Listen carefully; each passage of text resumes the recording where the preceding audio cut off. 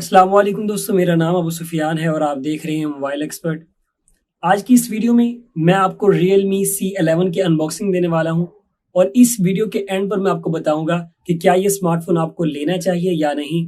और इसी वीडियो के एंड पर मैं कुछ स्मार्टफोन आपको रेकमेंड करने वाला हूं इसी रेंज के अंदर। होपफुली आपको ये वीडियो पसंद आएगी। जी दोस्तों, तो यहाँ पर हम सबसे पहले Realme C11 को जल्दी से अनबॉक्स करते हैं और इसकी सील ब्रेक करने के बाद यहाँ पर आपको जो सबसे पहली चीज़ देखने को मिलती है वो ये छोटा सा पैक है। इसके अंदर आपको यूज़र गाइड देखने को मिलती है जो कि हमने कभी रीड नहीं की।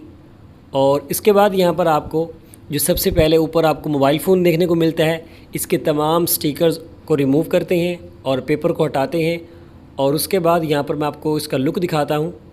यहाँ पर आप देखें, ये Realme की तरफ से पेपर ग्रे कलर में आता है और इसकी बैक पर आपको लाइंस नज़र आएंगी जो कि आपको Realme C3 पर भी देखने को मिली थी।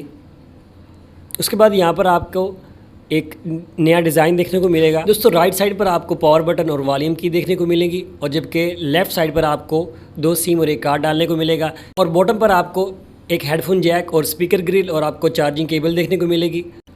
अब अगर यहाँ पर हम डिस्प्ले पर बात करें तो इसमें आपको 6.5 इंच का बड़ा डिस्प्ले देखने को मिलता है, जबकि टॉप पर आपको एक छोटी सी नोच देखने को मिलेगी जो कि वाटर ड्रॉप है। दोस्तों, अब अगर यहाँ पर मैं Geekbench 4 की बात करूँ, मे भी आपको ये समझना है, लेकिन मैं आपको थोड़ा अंदाज़ा देना चाहूँगा कि इसका जो स्कोर है वो Oppo A11K से, यानी कि Realme C11 का जो स्कोर है वो Oppo A11K से काफ़ी बेहतर है, Realme C3 से कम है। अब अगर यहाँ पर मैं आपको इसका स्कोर दिखाऊँ Antutu में, तो यहाँ पर आप देख सकते हैं कि 90,391 है, जबकि Realme C11 का जो स्कोर है वो 1 लाख के ऊपर जा रहा है। तो उसके बाद यहाँ पर मैं आपको गेमिंग टेस्ट करके दिखा सकता हूँ। यहाँ पर आपको ग्राफिक में जाते हैं तो आपको लो सेटिंग में ग्राफिक देखने को मिलेंगे। लो ग्राफिक पर भी गेम लैग हो रहा था।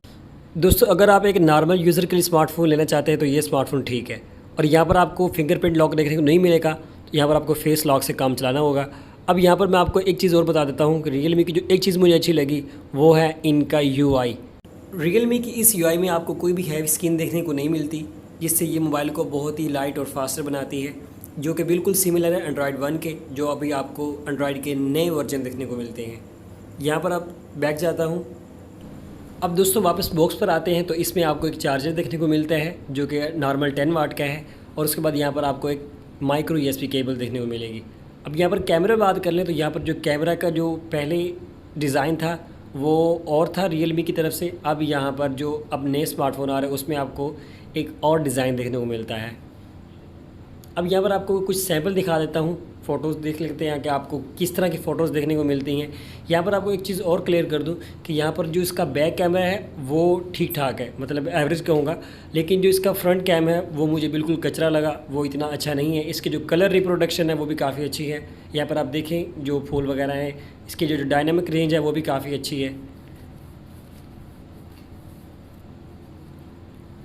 इससे आपको अंदाज़ा हो गया कि इसका कैमरा कैसा होगा।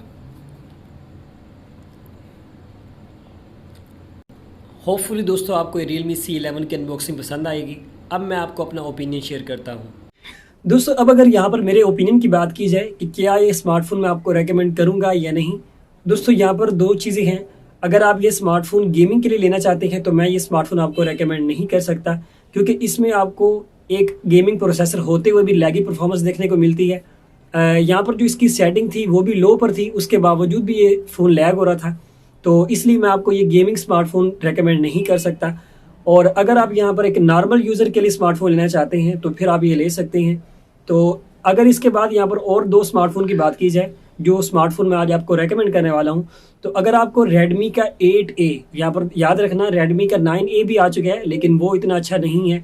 अगर आपको Redmi का 8A कहीं पर मिलता है तो आप वो स्मार्टफोन ले सकते हैं। उसमें आपको Type-C देखने को मिलती है, 5000 mAh की बैटरी भी है और फास्ट चार्जिंग भी है और 439 का प्रोसेसर भी है स्नैपड्रैगन का। तो ये अच्छी चीज़ है, अगर आप ये लेना चाहते हैं तो आप ले सकते हैं, और अगर आपको कहीं पे मिलता है तो। और उसके बाद यहाँ पर Oppo का A1K स्मार्टफोन है, इसमें MediaTek का Helio P22 लगा हुआ है जो कि P35 से बेटर है, तो आप ये स्मार्टफोन ले सकते हैं। दोस्तों, ये 2 स्मार्टफोन हैं जो मैं आपको रेकमेंड करने वाला हूँ। अगर आप एक गेमिंग के लिए लेना चाहते हैं तो Realme C11 मैं आपको रेकमेंड नहीं कर सकता। अगर आप एक नॉर्मल यूज़र के लिए लेना चाहते हैं तो फिर आप ये ले सकते हैं।